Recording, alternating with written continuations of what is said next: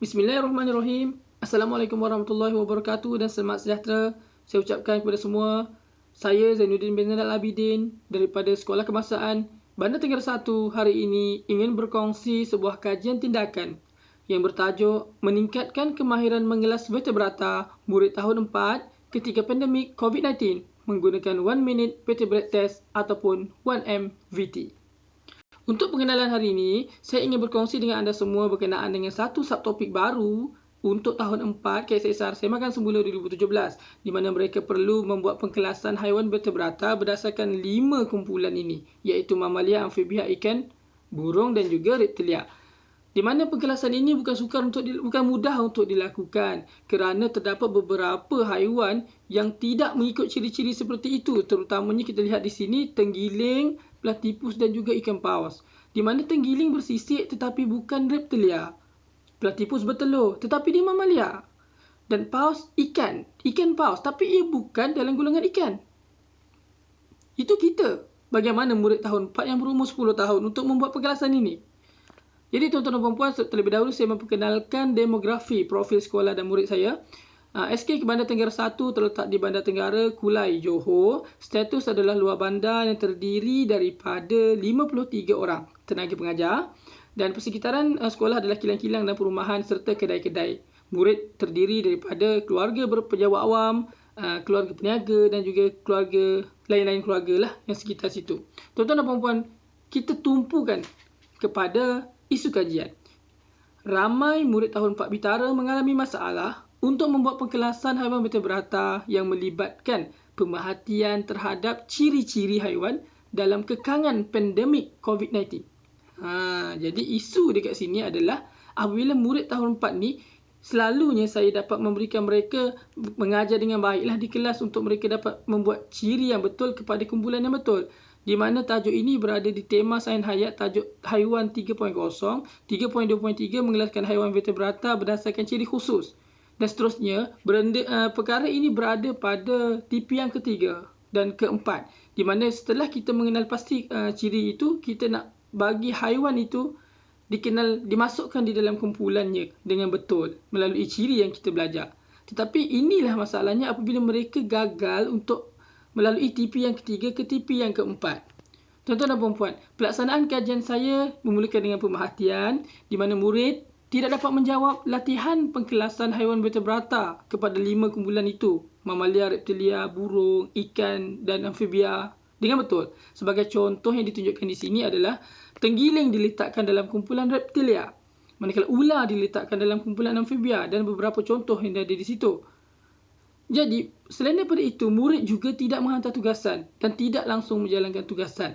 Itu adalah antara masalah dan pemerhatian yang saya buat. Jadi, pelaksanaan berkenaan dengan refleksi pula. Saya meletakkan pemerhatian saya, kemudian saya berfikir secara kendiri sebelum saya mengeluarkan refleksi. Di mana pemerhatian saya terhadap murid yang tidak dapat kemahiran mengelas itu, kenapa ia tidak dapat melakukan kemahiran itu. Jadi pada refleksi saya mengakui bahawa murid ni sebenarnya tidak boleh mengikut ciri semata-mata untuk mengelas apabila berada di rumah, PDPR.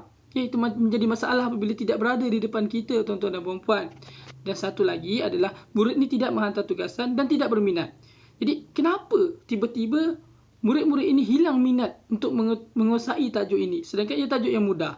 Jadi murid mungkin pada refleksi saya, ia berasa sukar kerana tidak berjaya untuk membuat pengkelasan yang mengelirukan mereka.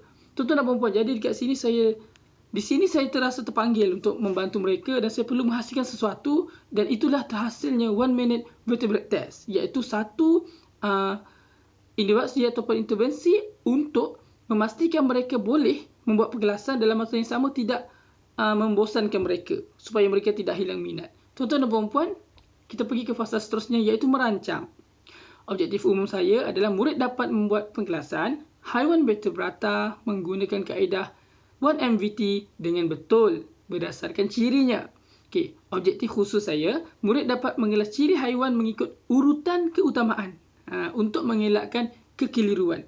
Jadi murid terlibat aktif dan seronok dan guru, saya sebagai guru dapat menyampaikan kemahiran mengelas vertebrata kepada murid dengan sepenuhnya. Jadi tuan-tuan dan puan-puan, murid kumpulan saya adalah Kumpulan sasaran murid saya ialah 10 orang murid tahun 4 Bitara di mana mereka ini mendapat markah 50% dan ke bawah dalam latihan pengkelasan vertebrata. Metodologi yang saya gunakan ialah ujian pra dan pos, pemerhatian dan juga temu bual. Indikatornya untuk ujian pra dan pos, saya melihat kepada ujian pra dan saya membuat ujian pos dan saya bandingkan untuk melihat peningkatan ataupun penurunan ataupun tidak berubah sesuatu keputusan itu. Ini untuk saya melihat sama ada peningkatan berlaku ataupun sama ada inovasi ini berkesan ataupun intervensi ini berkesan meningkatkan kemahiran mereka dalam mengelas. Pemerhatian dan temu bual pula untuk saya melihat pemerhatian sebelum dan selepas intervensi dijalankan adalah untuk saya melihat sama ada minat mereka bertambah. Okey. Jadi tuan-tuan dan puan-puan, seterusnya kita pergi kepada inilah yang dikatakan 1MVT. Apa itu 1MVT? Kita tengok dekat sini. Contoh saya beritahu. Yang pertama adalah ular lah. Ular adalah vertebrata. Mula-mula kita lihat kumpulannya peparuh ataupun insang. Ular adalah menggunakan peparuh. Kemudian kita tengok di kelorong yang kedua, kulit lembab atau tidak berkulit lembab, maka dia tidak berkulit lembab. Dan seterusnya kita lihat, dia turun ke bawah. Ia tidak melahirkan anak, ia tidak menyusukan anak. Maka adakah ia berkulit keras ataupun berbulu pelepah, berparuh? Maka ia adalah kulit keras. Ia adalah kumpulan reptilia. Inilah satu carta alir poin utama ataupun main point untuk kajian tindakan saya yang kali ini. Tuan-tuan dan puan-puan, kita cuba teruskan dengan jerung. Jerung ni orang keliru. Jerung ni ikan ke? Bukan ikan sebab dia besar. Jadi kita tahu dia menggunakan insang, maka ia adalah ikan. Tak perlu pening-pening fikir yang lain. Tuan-tuan dan puan-puan, seterusnya kita tengok pada platypus contohnya. Platypus menggunakan berparuh ataupun insang. Dia menggunakan berparuh. Ia tidak berkulit lembab. Kemudian kita lihat lagi, ia melahirkan anak atau tidak? Ia tidak melahirkan anak. Tetapi ia menyusukan anak. Jadi, apabila ia menyusukan anak, maka ia adalah mamalia. Begitu juga kita lihat, seterusnya adalah tenggiling. Di mana tenggiling menggunakan peparuh, tidak berkulit lembab dan ia melahirkan anak. Jadi, tidak timbul isu tenggiling tu adalah reptilia. Kerana ia telah melahirkan anak dan ia terus masuk ke lorong itu dan diselamat sebagai mamalia. Maksudnya kita tak ada pening-pening fikir adakah kulit keras tu dia reptilia ke. Jadi sebabkan dia melahirkan anak, maka ia adalah mamalia. Tuan-tuan dan puan-puan, satu lagi adalah ikan paus. Ikan paus, ia bernafas menggunakan peparuh, maka ia bukanlah ikan. Jadi ia dah terlepas daripada kumpulan ikan. Maka kita tengok poin yang seterusnya, ia tidak berkulit lembab dan ia melahirkan anak, maka ia juga adalah mamalia. Okay? Ini adalah idea utama yang saya ingin ketengahkan. Tuan-tuan dan puan-puan, jadi perkara ini apabila dijalankan ketika PDPR, sayangnya teknik ini tidak dijalankan di sekolah kerana PDPR. Bagaimana saya menjalankannya di sekolah adalah dengan cara di rumah secara PDPR adalah dengan cara saya bagi mereka link pertama untuk jawab kuis. Kemudian saya beri mereka link untuk membuat 1MVT dan kemudian bila mereka membuat 1MVT itu dalam tempoh 50 minit, kemudiannya saya akan bagi link untuk ujian post yang ujian kedua dan saya bandingkan mereka punya perubahan dari segi keputusan. Tuan-tuan dan puan-puan, ini adalah contoh bagaimana menggunakan 1MVT. Hai, Assalamualaikum warahmatullahi wabarakatuh dan selamat sejahtera. Hari ini kita nak tunjuk cara menggunakan vertebrate test, 1 minute vertebrate test. Okey, cara mudah untuk mengelas haiwan vertebrata. Okey, untuk analisis keputusan, sekiranya anda mendapat pada akhir test ini 110 per 550, maksudnya soalan jawapan itu betul. Dan kalau 0 per 550, maksudnya negatif, iaitu salah lah. Okey, jadi kat sini anda tuliskan nama. Saya contoh, saya letak D dekat sini. Kemudian kita terus pergi ke soalan bawah. Pilih satu daripada haiwan, kemudian buat pemerhatian terhadap ciri-ciri haiwan itu. Kemudian klik butang next. Okey, jadi saya kena pilih satu haiwan. Ada 20 haiwan saya boleh pilih kat sini. Contohnya saya pilih satu lah, kelawar. Saya tengok kelawar ni dan saya tahu daripada ilmu sebelum ni, pengetahuan sedia ada saya bahawa kelawar ni dia melahirkan anak dan dalam masa yang sama dia ada kepak, dia boleh terbang kan. Okey, ciri-ciri ni kita tengok betul-betul, kita pilih dan kita pilih satu saja, kita terus pergi ke next bawah. Okey, pergi ke next bawah dan kita akan sampai ke muka surat yang seterusnya. Okey, berdasarkan pemerhatian kamu terhadap haiwan tadi, sila cari kelas vertebrata dia guna peta ni. Jadi peta ni kecil, tapi kalau guna handphone kita boleh singitkan, landscapekan dia, maka kita akan dapat peta yang besar. Kita tengok tadi kelawar adakah dia guna peparuh atau insang? Dia guna peparuh. Okey, guna peparuh. Kemudian ke bawah, adakah dia berkulit lembab atau tidak? Tidak berkulit lembab. Kemudian adakah dia melahirkan anak? Ya. Maka kita pergi ke sini dan akhirnya dia adalah kumpulan mamalia. Jadi dah tahu mamalia, kita boleh jawab soalan ini, mamalia, kemudian kita terus submit. dan kita boleh view skor kita, dan akhirnya kita akan dapat keputusan kita, iaitu total point 110 ataupun 100/550. Maksudnya kita positif, betul. Maksudnya kita punya test ni kita betul. Okey, jadi benda ni boleh berulang-ulang sehingga kita betul-betul yakin dan faham tentang ciri haiwan dan kumpulan vertebratanya. Selamat mencuba. Okey tuan-tuan dan puan, jadi dekat atas ni ada link dia untuk anda lihat sekiranya anda ingin membuat atau ingin melihat kembali video tutorial menggunakan 1MVT. Okey tuan-tuan dan puan, kita teruskan lagi. Pelaksanaan kajian pemerhatian semula ataupun analisis data yang saya lakukan. Berikut di sebelah sini kita dapat lihat satu carta bar di mana ada dua warna. Yang pertama bar merah dan juga bar biru.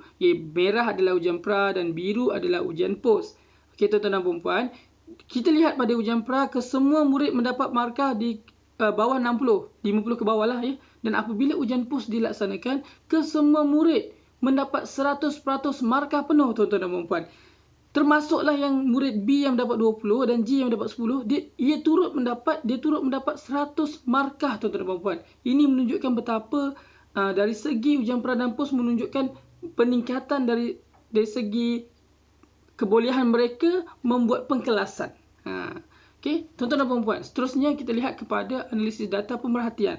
Saya menggunakan pemerhatian pada awalnya di mana saya dapat melihat pemerhatian terhadap hasil kerja mereka yang tidak hantarnya, yang tersalah-salah tadi di awal tadi. Dan sekarang ni saya dapat lihat pemerhatian yang kedua, mereka dapat jawab dengan sangat cepat dan betul dan mereka menunjukkan minat dan berasa mudah. Kita lihat kat sini apa yang saya tunjukkan dekat dalam Telegram saya ini adalah bukan yang saya nak tunjuk apa, saya cuma nak tunjuk yang masa tu. 8.50 sehingga 9.17. Saya beri mereka tugasan pada 7.50 sehingga 8.40, 8.50. 8.50 tu saya bagi mereka ujian pos dan 8.50 tu juga ada yang jawab. Maksudnya dalam tempoh setengah jam tu mereka dah jawab dengan sangat laju. Maksudnya sebelum ni mereka tak jawab, tapi kali ni mereka memberikan feedback dengan sangat pantas. Dan ini menyebabkan saya rasa teruja. Begitu teruja sekali melihat kepada perubahan yang berlaku. Ini senarai nama ni termasuklah mereka yang tidak dalam kumpulan sasaran, tapi saya suruh hantar sekali. Jadi sebab tu ada nama-nama mereka jugalah. Okey. Tuan-tuan dan puan, satu lagi pemerhatian saya berdasarkan analisis data saya adalah temu bual. Okay, di mana temu bual murid A, contohnya kat sini sebelum dan selepas intervensi, cikgu kalau melahirkan anak tak semestinya mamalia ke? Selepas intervensi, mamalia menyusukan anak. Tahu terus. Murid B, susahlah cikgu macam mana nak buat? Mula-mula mesti cara bernafas. Lepas tu baru yang lain. Yang B tu dia dah tahu cara seterusnya macam mana murid tu berubah dari segi pemahaman dia. Okay, G, pauskan dikit cikgu. Paus mamalia cikgu.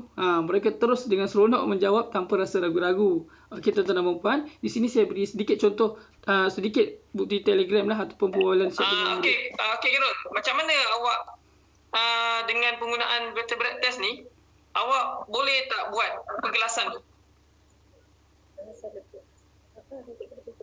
Lah cikgu lebih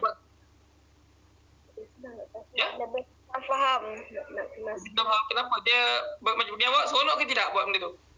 Seronok. Okey. Jadi tahniah, saya tengok awak dapat markah penuh 100%. Alhamdulillah. Jadi terima kasih Khairul. Sama-sama. Okey, itu adalah murid yang berada pada markah 10 dan seterusnya jadi 100. Itu saya sangat teruja, saya terus membuat panggilan ni dan itulah dia pun merasa terkejut sebab tu ibu dia bantu sikit-sikit untuk menjawab panggilan. Tuan-tuan dan puan, jadi untuk merefleksi semula tuan-tuan dan puan, saya meletakkan refleksi ini kesan kepada murid dan kesan kepada guru, iaitu diri saya sendirilah. Ya, jadi kesan kepada murid kita lihat perkembangan murid jelas dilihat. Perkembangan mereka membuat penggelasan haiwan vertebrata dengan betul dan cepat apabila dapat mengikut urutan keutamaan ciri tadi. Jadi poin dekat sini sebenarnya adalah berdasarkan kepada penggunaan mereka menggunakan carta alih, itulah yang menyebabkan intervensi ini berjaya dicapai. Tuan-tuan dan puan, murid juga menunjukkan usaha dalam menjawab soalan. Mereka berusaha untuk menjawab soalan. Buktinya adalah mereka menjawab dengan cepat. Sebelum ni tak nak jawab langsung dan sekarang ni boleh cepat saja menjawab. Alhamdulillah, itulah perubahan yang kita dapat lihat daripada temu bual dan juga pemerhatian. Dan kesan kepada guru, saya sebagai guru juga berasa seronok kerana berjaya memandu pemikiran murid dalam PDPR untuk menggunakan cara yang betul sehingga objektif tercapai. Dan saya juga bercadang untuk membuat kajian selanjutnya untuk cuba gunakan kepada tahap lain, mungkin di sekolah menengah yang sekarang ni juga belajar benda yang sama. Okey, di tingkatan 2. Jadi itulah saya punya pembentangan berakhir. Okay, tuan-tuan dan puan-puan, sampai situ saja daripada saya. Sekian, terima kasih. Wabillahi taufiq wal hidayah. Wassalamualaikum warahmatullahi wabarakatuh. Assalamualaikum.